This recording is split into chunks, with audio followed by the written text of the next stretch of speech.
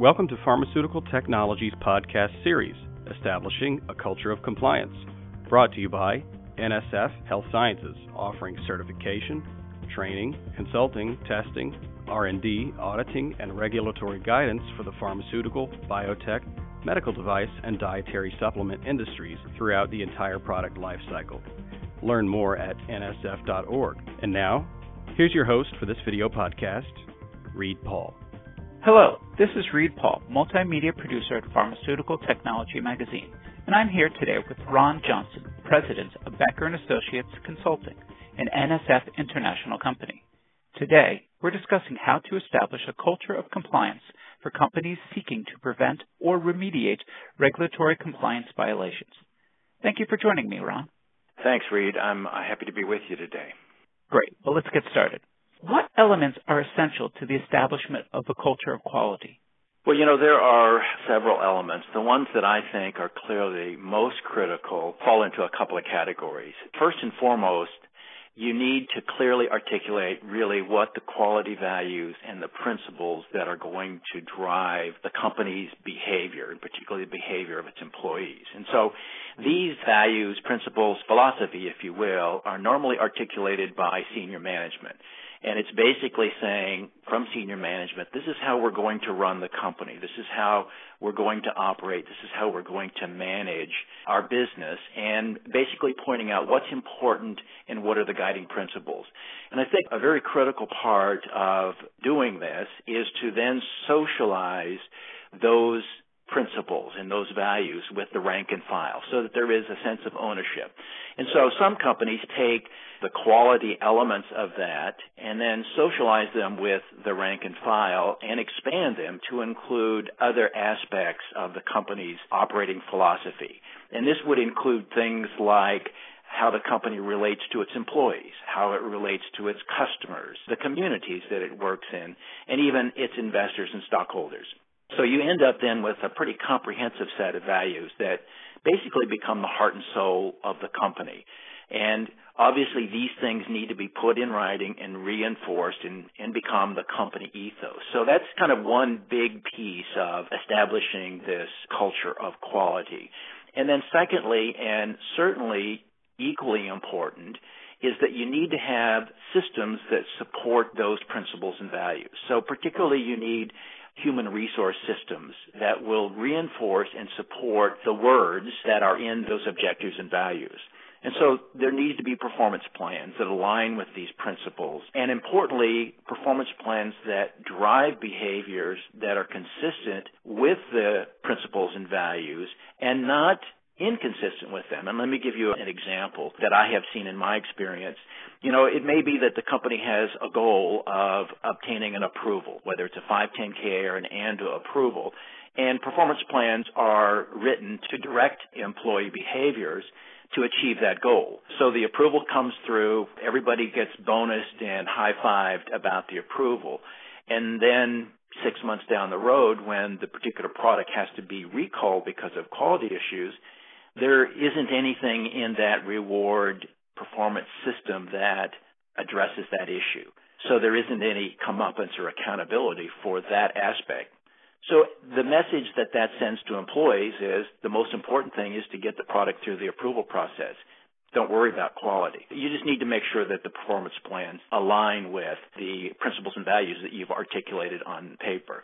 And that can be expanded to your bonus, promotion, recognition, policies and procedures that likewise align with those values. And then lastly, there has to be some compliance. There has to be accountability. People have to be held accountable to walk the talk, if you will, as it relates to those principles, values that you've outlined. So those are the principal 2 or 3 elements that are essential for establishing a culture of quality. How does senior management communicate and instill values, principles, and beliefs in employees?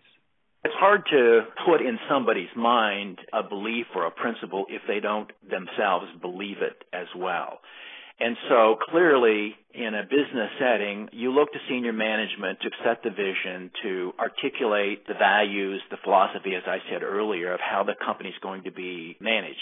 So senior management sets the tone, and they must articulate, here are the values that we hold in operating this company. Unfortunately, some senior managers think that that's a simple thing, that all you have to need is hold a few town hall meetings, maybe send a company-wide email, put some posters on the wall, and that'll do the trick. And while certainly that has to be done, there has to be communication, the identification of those values and the communication of those ideas is really the easy part. And what senior management has to really understand to be successful is that it's not just saying the words, it's actually walking the talk. And so when senior management does things, its actions speak volumes to the employees as to really what are the priorities, what are the values of the company. So if senior management is not walking the talk, for example, if management overrides quality assurance decision to withhold a product release and insists that the product be released, even though QA says no, that sends a very strong message to rank and file as to, well, what's really important here, and does this really align with the verbalized values and principles the company management has espoused? Does management cut funding of the quality function before, to a greater extent, say, than others? Does management recognize and reward quality achievements as it does financial ones? Does management effectively balance its business imperatives and its commitment to quality? So these are all the kinds of things that will send very clear messages to the employees as to what behaviors the company is really looking for and rewarding. And this walking the talk needs to be very closely aligned with those stated objectives, principles, and values. So that's probably the hardest part of senior management's responsibility here, is walking the talk. That's where more often than not people fail. Because at the end of the day, nobody's against quality. Everybody's for quality. That's easy to say. It's more difficult to live that. What role does training play? Training is an obligatory activity that must occur. And so it's an imperative. It is an opportunity for senior management and for the organization to reinforce those company values, the beliefs and the principles that will drive and will reinforce employee behaviors. And certainly there needs to be training to impart to employees what their responsibilities are in terms of regulatory compliance. In other words, what are the rules? What are the regulatory requirements? And so that they have now an understanding of, okay, this is what my responsibility is from a regulatory perspective, and this meshes very closely, very clearly to the company's overarching culture, if you will. What are the challenges in establishing a quality of culture as a preventative measure? Well, I think anybody that has ever experienced this issue recognizes that prevention is always easier.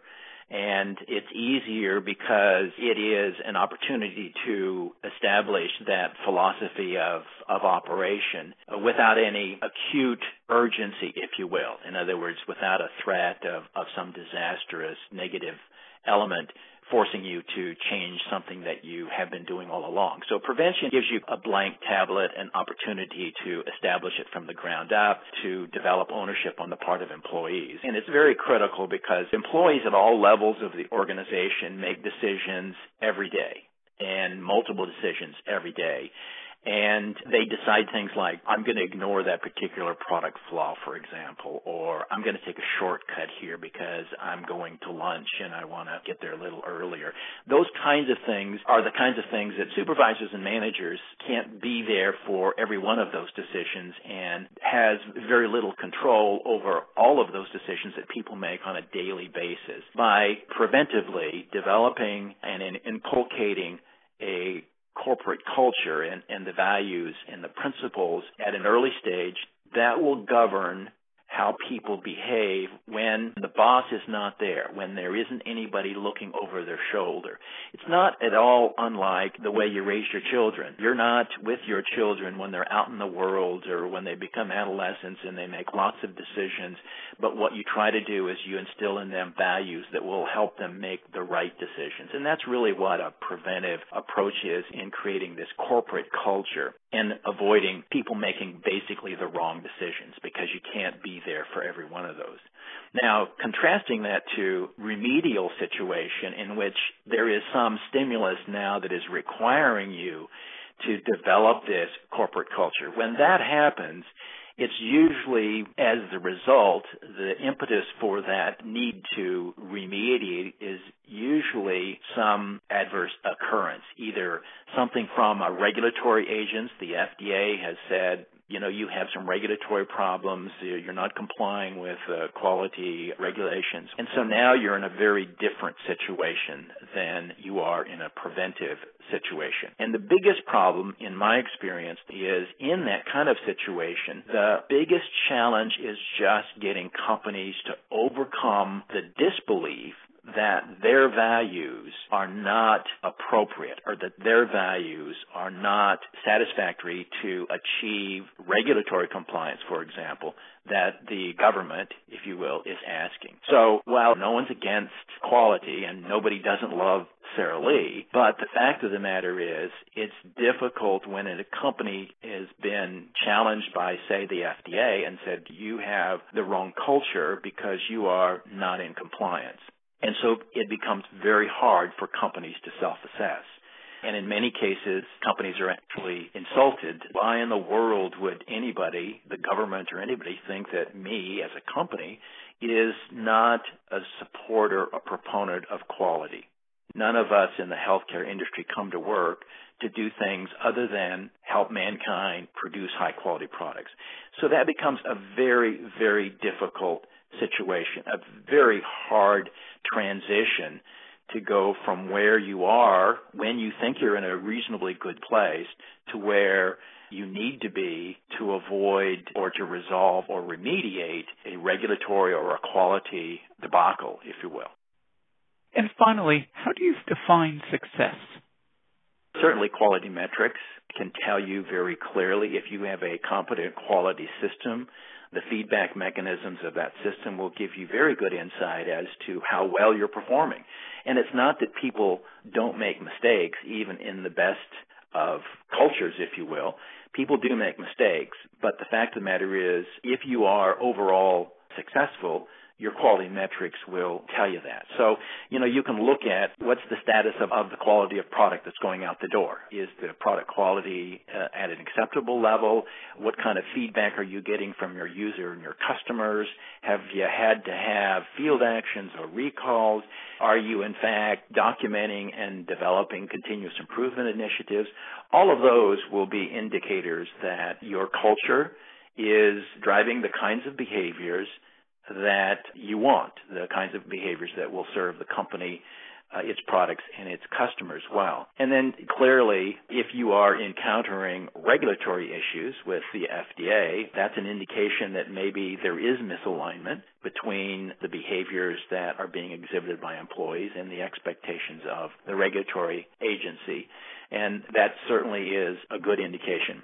Although we all know that an FDA inspection that doesn't find a problem doesn't necessarily mean there aren't any problems, but nonetheless, if the FDA has called out problems, that clearly is an indication. And I think even from a broader perspective, if you just look at and if you have done a good job at socializing these values amongst the organization and developed a more expansive set of principles and values that reach into some of these other areas, all of that you would expect to be reflected in the general workforce and the people that work in the organization and the level of pride that they have in what they do in that business, their motivation, their loyalty, and also their perspectives on service ultimately to the customers. I think there are a lot of ways that you can define success, and they aren't all related to staying out of trouble with the FDA. They have the indicators, if you do a good job, will show you that you clearly can have a great impact throughout the organization on all aspects of your business as well as your employees and their work life. That was fascinating. Thank you, Ron, for providing an overview of the critical need for establishing a culture of compliance. Thank you. It's my pleasure. You've been listening to Pharmaceutical Technologies podcast series, Establishing a Culture of Compliance, brought to you by NSF Health Sciences. Learn more at nsf.org.